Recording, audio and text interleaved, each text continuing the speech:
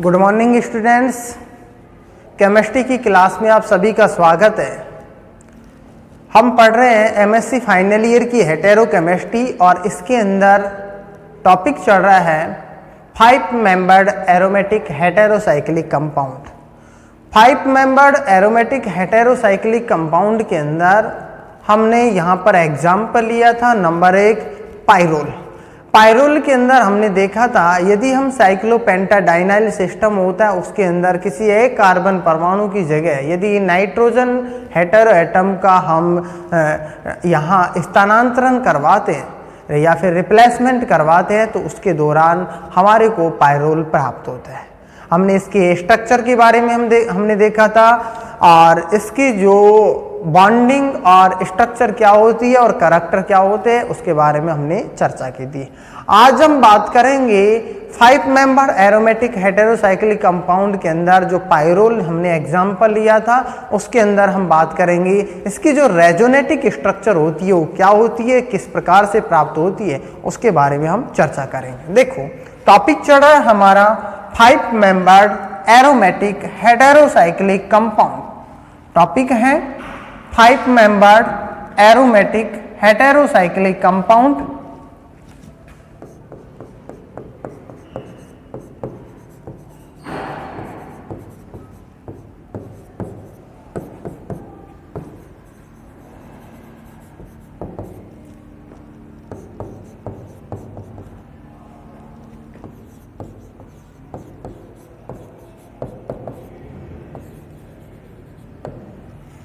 Five membered aromatic heterocyclic compound, ठीक है, इसके बारे में हम डिस्कस कर रहे थे।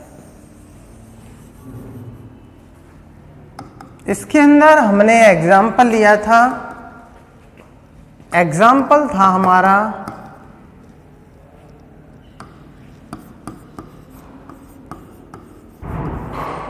पाइरोल। इसके स्ट्रक्चर के बारे में हमने देखा था। जो पाइरोल की स्ट्रक्चर होती है वो इस प्रकार से पाई जाती है, ये हाइड्रोजन 6 पाई इलेक्ट्रॉन्स का इसके अंदर डीलोकलाइजेशन पाया जाता है, ठीक है।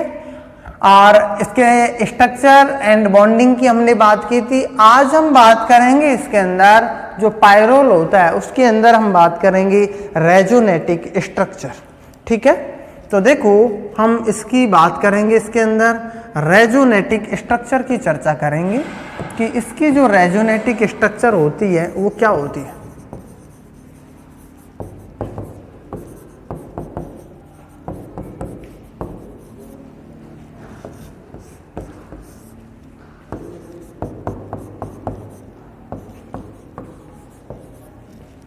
रेजोनेटिक स्ट्रक्चर ऑफ पाइरोल, इसके बारे में हम देखेंगे। देखो यदि हम पाइरोल की स्ट्रक्चर की बात करें तो पाइरोल की जो स्ट्रक्चर होती है वो ये पाई जाती है,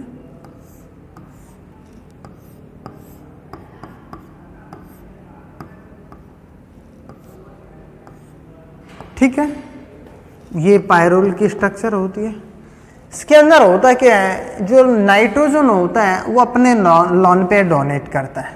जब नाइट्रोजन अपने लॉन पे डोनेट करता है तो उसके दौरान ये इलेक्ट्रॉन यहाँ पर जाते हैं और ये इलेक्ट्रॉन यहाँ पर जाते हैं, ठीक है। जैसे ये इलेक्ट्रॉन यहाँ पर जाते हैं तो देखो इसकी जो स्ट्रक्चर के अंदर हम बात करें तो नाइट्रोजन के ऊपर तो पॉजिटिव चार्ज पाया जाता है।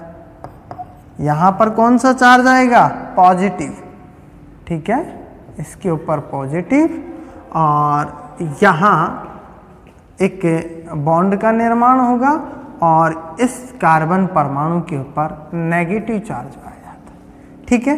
उसके बाद देखो अब हम इसके आगे चर्चा करें तो इसके अंदर देखो ये बॉन्ड पाया जा रहा था।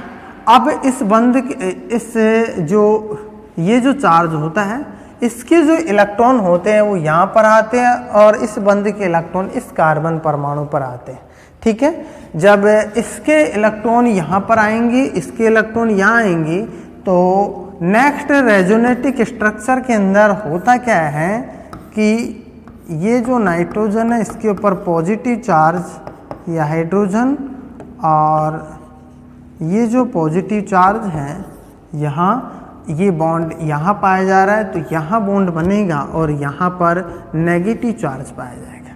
ठीक है, अब नेक्स्ट स्ट्रक्चर के अंदर होता क्या है, नेक्स्ट रेजोनेटिक स्ट्रक्चर के अंदर अब देखो इसके अंदर ये जो माइनस चार्ज होता है, अर्थात ये चार्ज के इलेक्ट्रॉन यहाँ पर और इसके इलेक्ट्रॉन यहाँ पर जाते हैं, अर्थात इसके इलेक्ट्रॉन यहाँ पर और इसके इलेक्ट्रॉन यहाँ पर जाएंगे। ठीक है, इसके इलेक्ट्रॉन यहाँ पर जाएंगे और इसके इलेक्ट्रॉन यहाँ जाएंगे, तो उसके दौरान यहाँ पर तो नेगेटिव चार्ज होगा और यहाँ बॉन्ड का निर्माण होगा। तो इस प्रकार से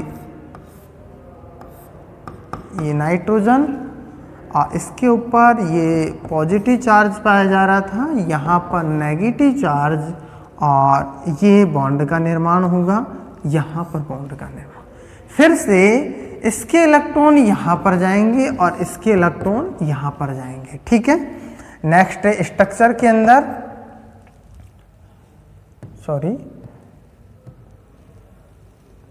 नेक्स्ट स्ट्रक्चर के अंदर होता क्या है, इसके इलेक्ट्रॉन जब यहाँ पर जाएंगे तो उसके दौरान देखो नाइट्रोजन या हाइड्रोजन यहाँ इसके ऊपर पॉजिटिव चार्ज और इसके इलेक्ट्रॉन यहाँ जाएंगे, यहाँ बॉन्ड का निर्माण और यहाँ पर नेगेटिव चार्ज और यहाँ क्या पाया जा रहा था, बॉन्ड। ठीक है, अब क्या होगा, ये इलेक्ट्रॉन यहाँ पर और ये इलेक्ट्रॉन यहाँ पर। ठीक है, और जैसे ये इलेक्ट्रॉन यहाँ पर जाते हैं तो हमारे को पायरोल प्राप्त होता है। ठीक है, ये नाइट्रोजन और ये लॉन पेयर, ये बॉन्ड और ये क्या है, हाइड्रोजन।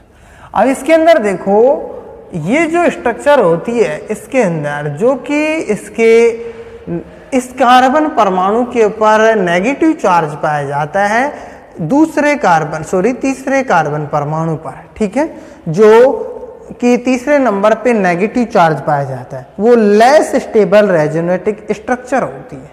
ठीक है, कौन सी रहती है, लेस स्टेबल रेजोनेटिक स्ट्रक्चर। ये जो स्ट्रक्चर होती है वो होती है लेस स्टेबल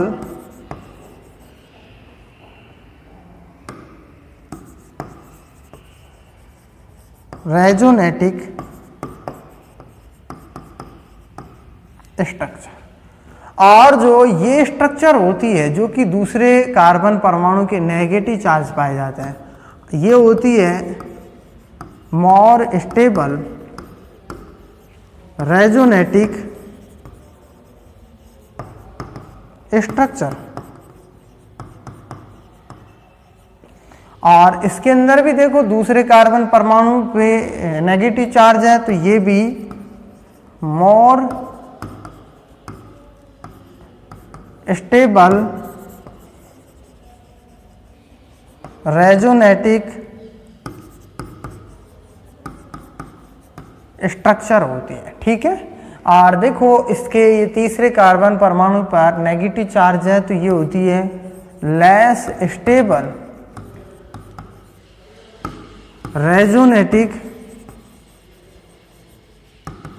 स्ट्रक्चर।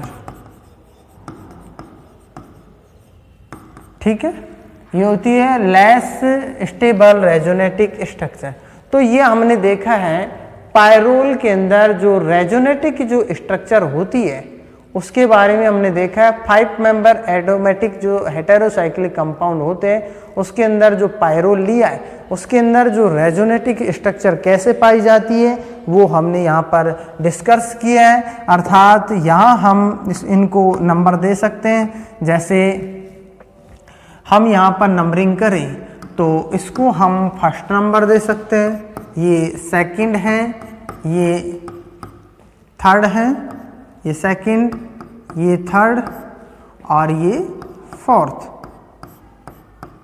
और ये क्या है 5, और फिर से ये फर्स्ट नंबर प्राप्त होती है। ठीक है, तो फर्स्ट और वो फर्स्ट है, ये दोनों स्ट्रक्चर समान होती है। सेकंड नंबर और जो फिफ्थ नंबर होती है रेजोनेटिक स्ट्रक्चर, वो लेस स्टेबल होती है, जबकि थर्ड नंबर और फोर्थ नंबर होती है वो मोर स्टेबल रेजोनेटिक स्ट्रक्चर होती है। जो लेस स्टेबल रेजोनेटिक स्ट्रक्चर होती है वहां पर देखो, यहाँ जो इलेक्ट्रोफाइल आएगा तो अटैक यहाँ पर, जब इलेक्ट्रोफाइल अटैक करेगा तो आसानी से ईजीवी के अंदर इलेक्ट्रॉन अटैक करता है, अर्थात यहाँ पर बनने वाला जो बॉन्ड होता है, यहाँ जो स्ट्रॉन्ग बॉन्ड बनेगा, अर्थात रिपल्सन कम पाया जाता है इसके अंदर। जबकि इसके अंदर जो अर्थात जो स्ट्रक्चर बनेगी, ठीक है, मॉलिक्यूल बनेगा, यहाँ स्टेबल बनेगा, यहाँ पर भी स्टेबल, क्योंकि जहाँ लेस स्टेबल रेजोनेटिक स्ट्रक्चर होती है वहाँ पर इलेक्ट्रोफाइल होता है, वो ईजीवी के अंदर अटैक करता है। जबकि इसके अंदर जो मोर स्टेबल रेजोनेटिक स्ट्रक्चर होती है उसके अंदर इलेक्ट्रोफाइल ईजीवी के अंदर अटैक नहीं करता, और यदि करता है तो लेस स्टेबल मॉलिक्यूल होता है। वो क्यों होता है? क्योंकि इसके अंदर देखो ये इसके पास में पाया जाता है तो इसके अंदर रिपल्सन अधिक पाया जाता है। जब रिपल्सन अधिक पाया जाएगा तो अनस्टेबल स्ट्रक्चर रहेगी, जबकि ये इसके दौरान प्राप्त होने वाली जो स्ट्रक्चर होती है वो स्टेबल स्ट्रक्चर होती है। तो ये हमने देखा है पायरोल के अंदर रेजोनेटिक स्ट्रक्चर के बारे में हमने देखा है 5 मेंबर एरोमेटिक हेटेरोसाइक्लिक के अंदर, ठीक है। नेक्स्ट हम इसके बाद में हम बात करेंगे फ्यूरेन के बारे में चर्चा करते हैं नेक्स्ट क्लास के अंदर। Thank you.